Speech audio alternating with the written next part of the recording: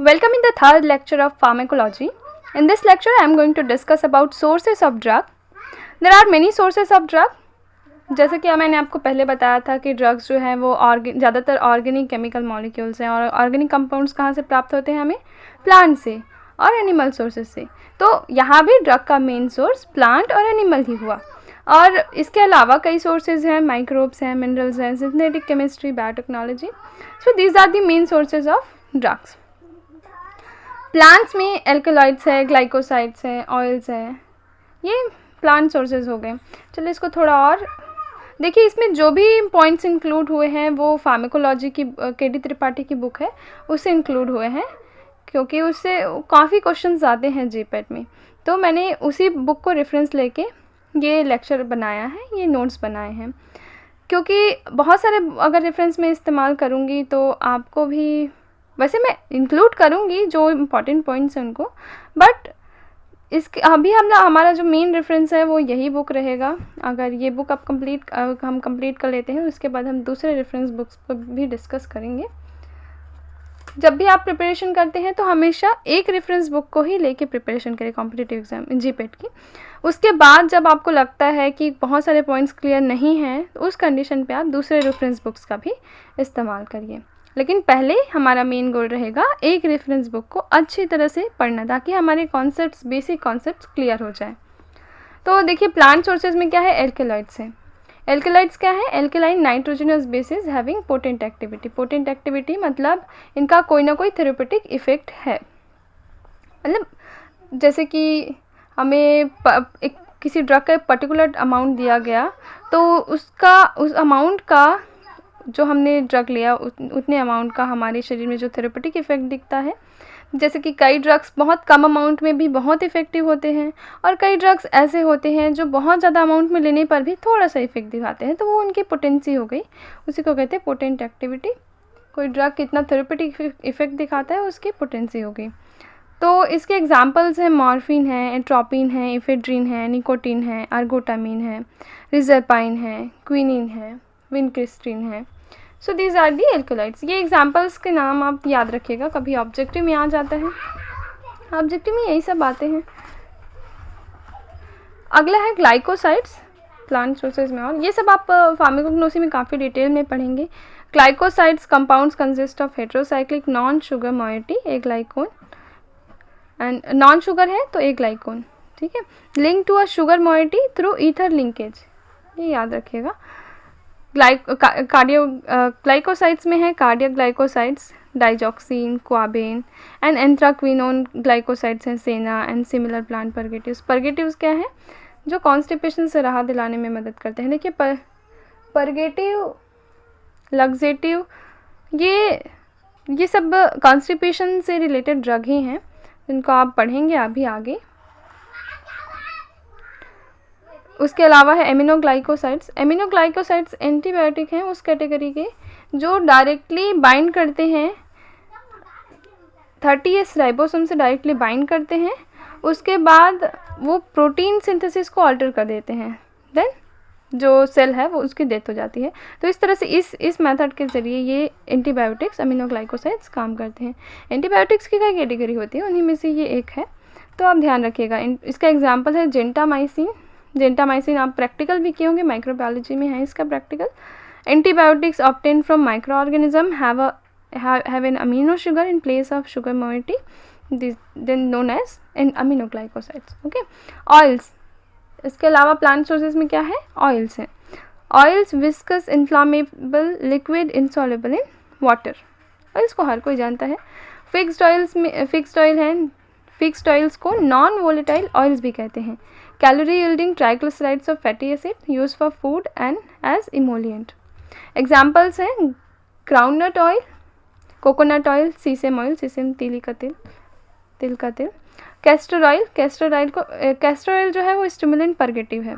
देखिए पर्गेटिव क्या है, लग्जेटिव को अगर ज़्यादा अमाउंट में इस्तेमाल किया जाए, मतलब इनके बीच थोड़ा थोड़ा डिफरेंस ही होता है। मतलब जितना ज़्यादा अमाउंट लेते हैं उस अमाउंट के बेसिस पे ये इन लग्जेटिव्स को कैटेगराइज कर दिया जाता है पर्गेटिव्स में, कैथारेटिक में। 3 चीज़ें होती है, लग्जेटिव, पर्गेटिव, कैथारेटिक। लग्जेटिव क्या है, 4 तरह के होते हैं, बल्क फॉर्मिंग एजेंट्स हैं, स्टूल सॉफ्टनर है, स्टिमुलेंट पर्गेटिव्स है, ऑस्मोटिक पर्गेटिव्स हैं। तो उन्हीं में से एक है स्टिमुलेंट पर्गेटिव, जिसमें कैस्टर ऑयल आते हैं। स्टिमुलेंट पर्गेटिव बहुत टाइप के होते हैं, है ना, तो उन सब चीज़ों को हम बाद में डिस्कस करेंगे। अभी थोड़ा थोड़ा याद रखिएगा। कैस्टर ऑयल को कॉन्स्टिपेशन के ट्रीटमेंट के लिए इस्तेमाल किया जाता है because it is in stimulant purgative. Okay, तो ये ग्राउंडनट ऑयल है, कोकोनट ऑयल है, sesame oil, these are the fixed oils. Essential oils है, एसेंशियल ऑयल को हम कहते हैं volatile oil, mostly obtain from flower और leaves by steam distillation. Aromatic, fragrant, terpenes and hydrocarbon. Aromatic, terpene, hydrocarbon have no food value. Essential oils को हम essential oils जो है वो एडिबल नहीं होते, यूज्ड एज फ्लेवरिंग एजेंट। ठीक है, आगे देखते हैं। देखिए इस ये जो एसेंशियल ऑयल्स में कार्बोनेटिव आते हैं, काउंटर इरिटेंट है, एस्ट्रिजेंट्स हैं, तो ये यूजुअली एक्सटर्नल एप्लीकेशन के लिए ही इस्तेमाल होते हैं। ठीक है, इसके एग्जांपल्स हैं eucalyptus oil, peppermint oil, peppermint पुदीना, और नीलगिरी का तेल। नीलगिरी के तेल को हम लोग काफ़ी सारे मेडिसिनल इसके यूज़ हैं नीलगिरी के तेल के। क्लोव ऑयल है, यूज्ड फॉर एले डेंटल पेन, दांत दर्द के इलाज के लिए इस्तेमाल करते हैं। और मिंथॉल है, थाइमॉल है, कैम्फोर। कैम्फोर जो है वो सॉलिड होता है रूम टेम्परेचर पे। ठीक है, और मिनरल ऑयल्स हैं, फिक्स्ड ऑयल और एसेंशियल ऑयल के अलावा मिनरल ऑयल्स हैं, नॉट प्लांट प्रोडक्ट्स। ठीक है, ये प्लांट से प्राप्त नहीं होते, मिनरल ऑयल्स है, ऑब्टेन फ्रॉम पेट्रोलियम। इसका मेन सोर्स क्या है मिनरल ऑयल्स का? पेट्रोलियम। लिक्विड पैराफिन है, which is used as lubricant, laxative, soft and hard paraffin used as emollient and ointment base. ठीक है, कोई भी ऑइंटमेंट, आपने ऑइंटमेंट प्रिपेयर किया होगा फार्मास्यूटिक्स में तो देखा होगा कि हम पहले बेस लेते हैं तो पैराफिन का ही इस्तेमाल करते हैं, वाइट पैराफिन। और आगे देखते हैं अदर प्लांट प्रोडक्ट्स क्या क्या हैं। टैनिन्स हैं, गम्स हैं, ग्लिसरीन्स हैं, रेजिन एंड बाल्सम्स हैं, आर्टेमिजीन्स हैं। तो इनके हैं कुछ यूज़ है, टैनिन्स यूज एज एस्ट्रिजेंट, इस तरह से गम्स के भी हैं। तो ये सबको आप थोड़ा ध्यान में रखिएगा, है ना। आगे देखते हैं एनिमल सोर्सेज। ये मैंने मेन पॉइंट्स को निकाला है। ठीक है, इसमें और भी बहुत सारी चीज़ें इंक्लूडेड थी। मैंने मेन जो पॉइंट्स, जो क्वेश्चंस आ सकते हैं वो जिसको आपको याद रखना है। एक्चुअली आप टू द पॉइंट प्रिपरेशन कीजिए, आपके पास टाइम भी लिमिटेड है। अब ये जो नोट्स हैं आप रिविजन के लिए इस्तेमाल कर सकते हैं। आप डायरेक्टली बुक को नहीं देख सकते जब एग्ज़ाम के लिए कुछ मंथ्स बाकी रहेंगे तो आप उस कंडीशन में इन नोट्स को डायरेक्टली बस उसको रिवाइज़ करना। ठीक है, ये बुक से ही हैं तो आपको ज़्यादा प्रॉब्लम नहीं होगी। एनिमल सोर्सेज, अगला है एनिमल सोर्सेज। प्लांट सोर्सेज के बाद तो एड्रेनालिन है, थायरॉक्सिन है, इंसुलिन, ये तो हमारे शरीर में से ही निकलते हैं ना। लीवर एक्सट्रैक्ट है, विटामिन B12, एंटीसीरा एंड फिर वैक्सीन्स को तो हमेशा एनिमल सोर्सेज से ही प्राप्त किया जाता है। माइक्रोब्स हैं अगले सोर्सेज में। Most antibiotics obtained from fungi, actinomycetes and bacteria. Examples है पेनिसिलिन, जेंटामाइसिन, टेट्रासाइक्लिन। बहुत सारे एंटीबायोटिक्स कैटेगरी है, बहुत सारे नाम हैं, erythromycin, polymyxin B, actinomycin D, which is used as anti cancer agent. And some enzymes like diastase, enzymes जो है वो एनिमल सोर्सेज से ही प्राप्त होते हैं, है ना। स्ट्रेप्टोकाइनेज है फ्रॉम, और vaccines are produced by use of microbes only, है ना। मिनरल्स हैं अगले सोर्सेज में, मिनरल सोर्सेज आते हैं तो आयरन साल्ट्स हैं, कैल्शियम साल्ट्स हैं, lithium carbonate, magnesium, aluminium hydroxide, iodine etcetera. बहुत सारे ड्रग्स हैं जो मिनरल सोर्सेज से प्राप्त होते हैं। सिंथेटिक केमिस्ट्री मतलब जो डायरेक्टली ह्यूमन मेड सिंथेसाइज किया जाते हैं। Naturally obtain from atropine substitutes, adrenergic beta, मतलब इनको नेचुरल सोर्सेज से ही प्राप्त किया जाता है, लेकिन इसमें थोड़े चेंजेस करके कुछ नए तरीके से डिज़ाइन किया जाता है, जो आप मेडिसिनल केमिस्ट्री में देखते हैं, है ना। तो naturally obtain drugs have been introduced to achieve greater selectivity of action और even novel type of activity. जो कोई पर्टिकुलर ड्रग है उसमें कुछ स्ट्रक्चरल चेंजेस किए जाते हैं, बहुत सारे चेंजेस मॉलिकुलर लेवल पे किए जाते हैं, इस तरह से हमें कुछ ऐसा ज़्यादा इफ़ेक्टिव ड्रग मिलता है। मतलब कोई ड्रग है उसको ज़्यादा इफ़ेक्टिव बनाने के लिए हम उसमें कुछ मॉडिफिकेशंस करते हैं। तो उस तरीके से भी हर रोज़ कई ड्रग्स सिंथेसाइज हो रहे हैं, क्लिनिकल ट्रायल्स हो रहे हैं उनके।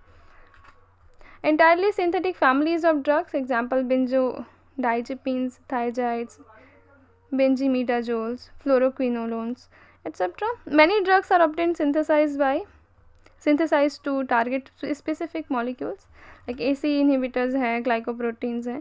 तो ये सब आप आगे पढ़ने वाले हैं। Synthetic drugs that are chiral can also be produced as a single enantiomer products, active enantiomer products which may be therapeutically superior.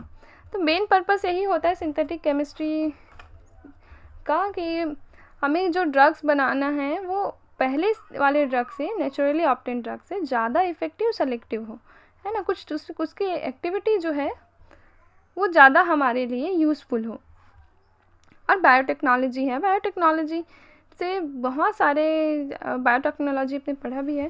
Peptide and proteins produce by recombinant DNA technology like human growth hormone, human insulin, these are also drugs, है ना, alteplase, interferon etcetera, they all are drug. Monoclonal antibodies, regular peptides, erythropoietin and other growth factors are newer drug of biotechnological origin। ठीक है, तो इस तरह से ये lecture यहीं पे ख़त्म होता है और अगली लेक्चर में मैं डिस्कस करूँगी ड्रग नोमेनक्लेचर को। देखिए जो टॉपिक्स हैं वो आपकी बुक में ही हैं, मैं केवल बुक से ही निकाल रही हूँ और गेडी त्रिपाठी की बुक से ही पढ़ा रही हूँ आपको। और उस बुक के जो टॉपिक्स हैं वो आपके सिलेबस से एकदम रिलेटेबल हैं, तो आपको कोई प्रॉब्लम नहीं होगी, बस आपको इसको फॉलो करना है। ये नोट्स आप बना लीजिए और याद रखिए, purpose is the most powerful motivator in the world. अगर आपके पास पर्पस है तो आपको किसी चीज़ की ज़रूरत नहीं है, आप खुद में मोटिवेट होंगे, आपको किसी तरह की मोटिवेशन बाहर से लेने की ज़रूरत नहीं है, आपको अंदर से आएगा कि हाँ मुझे भी कुछ करना है। अगर आपका पर्पस है जीपेट निकालना तो आप पढ़ेंगे, कैसे भी सर्कमस्टांसेस हो आप पढ़ेंगे, क्योंकि आपका पर्पस ही है जीपेट निकालना। तो आप बस एक पर्पस रखिए, अपने पर्पस को पहचानिए, ज़िंदगी में आपका मकसद क्या है वो जानिए, फिर आपको दुनिया जीतने से कोई रोक नहीं सकता। और इसी के साथ ये लेक्चर होता है खत्म। सब्सक्राइब करिए यूजी फार्मा गाइड चैनल को और बेल आइकॉन का बटन दबाना मत भूलिए। स्वस्थ रहिए, सुरक्षित रहिए, धन्यवाद। और इस लेक्चर की PDF डाउनलोड करने के लिए आप डिस्क्रिप्शन बॉक्स चेक कीजिए, उसमें मैंने टेलीग्राम चैनल का लिंक डाला है जिसमें मैं इस लेक्चर की PDF अपलोड कर दूँगी।